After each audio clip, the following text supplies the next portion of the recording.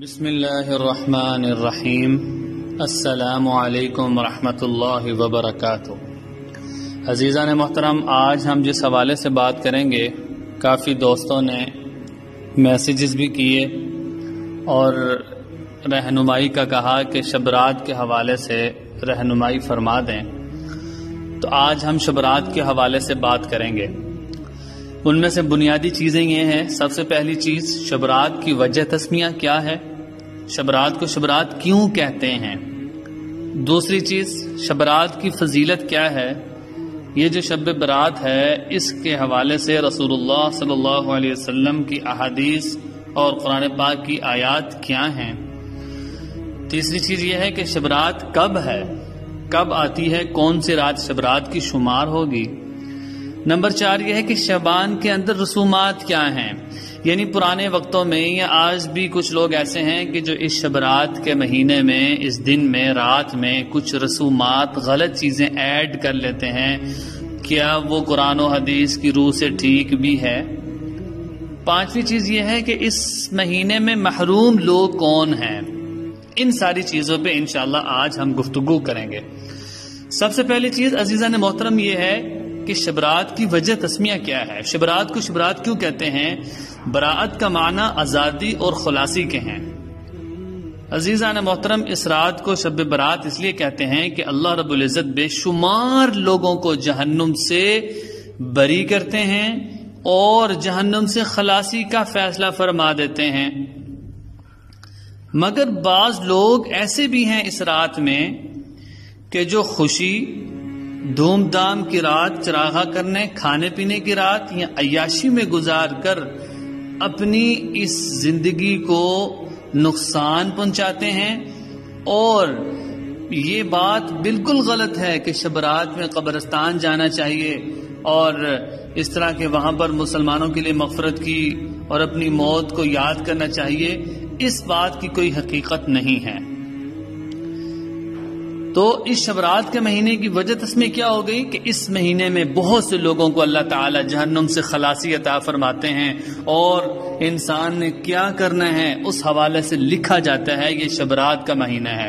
اب شبرات یہ شعبان کا مہینہ ہے اور شبرات کی رات ہے، لہذا شبرات کے فضیلت کے بارے میں رسول اللہ صلی اللہ علیہ وسلم کی احادیث اور قرآن پاک کی آیات کیا ہیں۔ عزیزان محترم، شعبان وہ مقدس مہینہ ہے جس میں لیلۃ البراءت کی رات ہے۔ قرآن پاک میں اس بابرکت رات کا ذکر اللہ تعالی نے کچھ اس طرح فرمایا، اعوذ باللہ من الشیطان الرجیم، بسم اللہ الرحمن الرحیم، حامیم والکتاب المبین، إِنَّا أَنزَلْنَاهُ فِي لَيْلَةٍ مُبَارَكَةٍ إِنَّا كُنَّا مُنذِرِينَ فِيهَا يُفْرَقُ كُلُّ أَمْرٍ حَكِيمٍ أَمْرًا مِّنْ عِندِنَا إِنَّا كُنَّا مُرْسِلِينَ۔ ان آیات کا ترجمہ یہ ہے کہ حامیم، قسم ہے اس کتاب واضح کی، ہم نے اس کو ایک برکت والی رات میں اتارا۔ ہم آگاہ کرنے والے تھے، اس رات میں ہر حکمت والا معاملہ ہماری پیشی سے حکم ہو کر طے کیا جاتا ہے۔ بے شک ہم آپ صلی اللہ علیہ وسلم کو پیغمبر بنانے والے ہیں۔ گویا کہ اس رات کی فضیلت میں یہ بات بتا دی کہ یہ برکت والی رات، اس سے مراد کیا ہے۔ اِنَّا أَنزَلْنَاهُ فِي لَيْلَةٍ مُبَارَكَةٍ، اس سے مراد شعبان کی 15ویں رات ہے جس کو لیلۃ البراءت کہتے ہیں۔ ایک بات یہ ہوگی۔ اب اس رات کی فضیلت کے بارے میں رسول اللہ صلی اللہ علیہ وسلم نے فرمایا کہ جب شعبان کا مہینہ آئے تو اہتمام کے ساتھ چاند کی تاریخ کو شمار کر کے رکھا کرو، اور اہتمام کے ساتھ اس کے چاند کو تلاش کیا کرو۔ ایک اور حدیث میں ہے کہ آپ صلی اللہ علیہ وسلم شعبان کے مہینے کے چاند کا جتنا خیال فرماتے تھے اتنا کسی بھی مہینے کا خیال نہیں فرماتے تھے۔ ابو داؤد کی یہ روایت ہے۔ اس سے پتہ چلا کہ رسول اللہ صلی اللہ علیہ وسلم کا ارشاد بھی ہے کہ شعبان کی 15ویں رات ہو تو عبادت کے ساتھ بیدار ہو اور اس کے درمیان روزہ رکھو، کیونکہ اللہ تعالیٰ اس رات غروب آفتاب کے وقت ہی سے آسمان دنیا پر نزول ہوتے ہیں، نزول فرماتے ہیں اور فرماتے ہیں ہے کوئی مغفرت اور بخشش کا خواستگار کہ میں اس کو بخش دوں؟ پھر فرماتے ہیں ہے کوئی روزی کو طلب کرنے والا کہ میں اس کو روزی دے دوں؟ پھر فرماتے ہیں ہے کوئی مصیبت زدہ کہ میں اس کو عافیت دوں؟ جب وہ عافیت کی دعا مانگے صبح صادق تک اس طرح اعلان ہوتا رہتا ہے، اور اللہ تعالیٰ اپنی رحمت کا اعلان صبح تک اس طریقے سے کرتے رہتے ہیں۔ حضرت عائشہ صدیقہ رضی اللہ عنہا فرماتی ہیں کہ میں نے اس رات رسول اللہ صلی اللہ علیہ وسلم کو سجدے میں یہ دعا مانگتے ہوئے سنا، اللہم انی اعوذ بعفوک من عتابک واعوذ بک برضاک، تیرے عتاب سے تیری عافیت کی پناہ مانگتا ہوں اور تیری ناراضگی سے تیری رضامندی کی پناہ مانگتا ہوں، اور میں تجھ سے پناہ کا خواستگار ہوں۔ تیری شان واضح ہے، میں تیری تعریف کا حق ادا نہیں کر سکتا جیسے تو اپنی تعریف خود کر سکتا ہے۔ حضرت عائشہ رضی اللہ عنہا فرماتی ہیں کہ صبح کو میں نے آپ صلی اللہ علیہ وسلم سے اس دعا کا ذکر کیا تو آپ صلی اللہ علیہ وسلم فرمایا اے عائشہ اس کو سیکھ لے اور دوسروں کو سکھا دے اور اسے سجدے میں بار بار پڑھا کر۔ پتہ چلا کہ یہ جو رات ہے یہ بڑی بابرکت رات ہے، اس میں اللہ اعلان کرتے رہتے ہیں بخشش کا، روزی میں وسعت کا، اور اللہ مغفرت کا اعلان کرتے رہتے ہیں۔ تیسری بات یہ ہوئی تھی کہ یہ جو شب رات ہے یہ کب ہے؟ یہ شب شعبان کی 15ویں رات کو ہے۔ اس دن روزہ رکھنا یہ مسنون ہے، لیکن اس کے بعد روزے رکھنے کی رسول اللہ نے صلی اللہ علیہ وسلم ممانعت فرمائی کہ ایسا نہ ہو کہ رمضان قریب ہے آدمی پہلے ہی روزے رکھ کر اپنے آپ کو کمزور کر لے۔ چوتھی چیز کی کہ شعبان کی رسومات کیا ہیں؟ عزیزان محترم، بہت سے لوگ ہیں جو اس رات میں بجائے عبادت کرنے کے وہ رسومات کی طرف چلے جاتے ہیں۔ ان میں سے کچھ لوگ، سب سے پہلی چیز یہ ہے کہ کچھ لوگ اس میں فاتحہ کا اہتمام کرتے ہیں، اور وہ لوگ کہتے ہیں کہ حضرت امیر حمزہ رضی اللہ کی شہادت ان دنوں میں ہوئی اور یہ ان کی فاتحہ ہے، یہ بھی محض بے اصل اور اس کی کوئی ضرورت اور کوئی حدیث یا کسی صحیح حدیث سے ثابت نہیں ہے۔ دوسری چیز، بعض لوگ عقیدہ رکھتے ہیں کہ شبرات وغیرہ میں مردوں کی روحیں گھروں میں آتی ہیں اور دیکھتی ہیں کہ کس نے ہمارے لیے کچھ پکایا ہے کہ کسی نے کچھ نہیں پکایا، لہٰذا لوگ اس دن خوب لوگوں کو تقسیم کرتے ہیں کہ روحوں نے آ کر دیکھنا ہے۔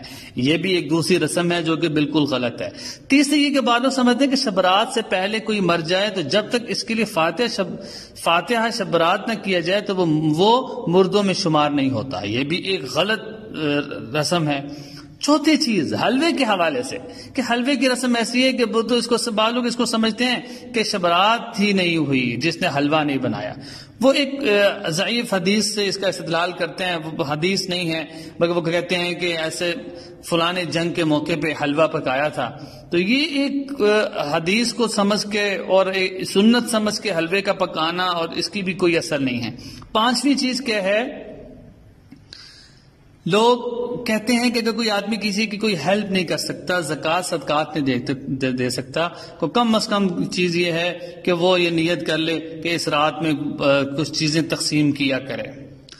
ایک خرابی یہ ہے کہ بعض لوگ شبرات کے لیے فرائض کی طرح اس میں لوگوں کو جمع کرنے کا اہتمام کرتے ہیں اور شبداری کو عبادت سمجھتے ہیں۔ عزیزان محترم، شریعت میں اس کی کوئی اثر نہیں ہے کہ ایک اجتماعی عبادت شبرات کی رات کو کی جائے اور لوگ پوری رات ناتے ہیں اسپیکر میں اور تلاوتیں پڑھتے ہیں اور اجتماعی عبادت کرتے ہیں، حالانکہ اس اجتماعی عبادت کی کوئی اصل نہیں ہے۔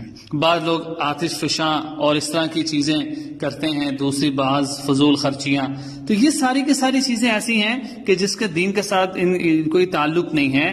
دین یہ کہتے ہیں کہ اس رات اللہ سے عبادت کرو، بخشش طلب کرو اور اپنے لیے وہ اعمال اختیار کر لو کہ جو بخشش کا ذریعہ بن جائیں۔ اب آخری چیز یہ ہے کہ اس رات میں محروم لوگ کون ہیں؟ رسول اللہ صلی اللہ علیہ وسلم صاف فرماتے ہیں کہ اس مبارک رات میں بھی بعض لوگ محروم و بدقسمت لوگوں کی بخشش نہیں ہوتی۔ اس میں سے ایک وہ آدمی ہے جو مشرک ہے، جو ہر وقت شرک کرتا رہتا ہے۔ دوسرا آدمی کون ہے؟ دوسرا کینہ رکھنے والا آدمی ہے۔ فرمایا کہ اسی طرح وہ آدمی بھی اس رات نہیں بخشا جاتا کہ جس نے کسی کا ناحق قتل کر دیا ہو، اور فرمایا قطع رحمی کرنے والا بھی اس رات نہیں بخشا جاتا کہ جو اپنے رشتہ داروں کے ساتھ تعلقات کو خراب کر کے بیٹھا ہو، اور پھر فرمایا جو متکبر ہے، تکبر کرنے والا ہے، وہ بھی نہیں بخشا جاتا، اور فرمایا جو تکبر کی وجہ سے اپنے پانچے اپنے ٹخنوں سے نیچے رکھتا ہے اس کی بھی بخشش نہیں ہوگی۔ جو ماں باپ کا نافرمان ہے، یہ اپنی نافرمانی، ماں باپ کی نافرمانی کی وجہ سے بھی نہیں بخشا جائے گا۔ شراب پینے والا، علماء فرماتے ہیں کہ اسراف صغیرہ گناہ تو معاف ہو جاتے ہیں مگر کبیرہ گناہ معاف نہیں ہوتے۔ اب عزیزان محترم، اس رات میں کبیرہ گناہ سے وہی بچ سکے گا جو اس رات اپنے گناہوں کی معافی مانگ لے گا، کیونکہ گناہ کبیرہ بغیر معافی کے تو معاف ہو ہی نہیں سکتے۔ فرض کر لیا کہ گناہ صغیرہ معاف ہو گئے، لیکن ایسا نہ ہو کہ اس رات میں غفلت کی وجہ سے گناہ کبیرہ میرے ویسے کے ویسے ہی رہ جائیں۔ تو یہ رات اللہ سے مانگنے کی رات ہے، یہ رات اپنے مسائل حل کروانے کی رات ہے، یہ رات اللہ کے سامنے رونے گڑ گڑانے کی اور انفرادی عبادت کرنے کی رات ہے۔ دعا ہے کہ اللہ رب العزت ہمیں اس رات کی قدردانی نصیب فرمائے، اور اللہ سے جتنی ہو سکے نعمتوں کو حاصل کرنے کی توفیق نصیب فرمائے، اور اس رات کے جتنے فوائد ہیں اور رمضان کی تیاری میں اللہ تعالی ہماری مدد فرمائے کہ ابھی سے ہی ہم نمازوں کا عادی ہو جائیں، ابھی سے ہی ہم اپنے آپ کو ایسے اعمال اختیار کر لیں کہ ہمارے لیے آگے رمضان میں آسانی ہو جائے۔ تو دعا ہے کہ اللہ رب العزت ہمیں ان ساری باتوں پر عمل کرنے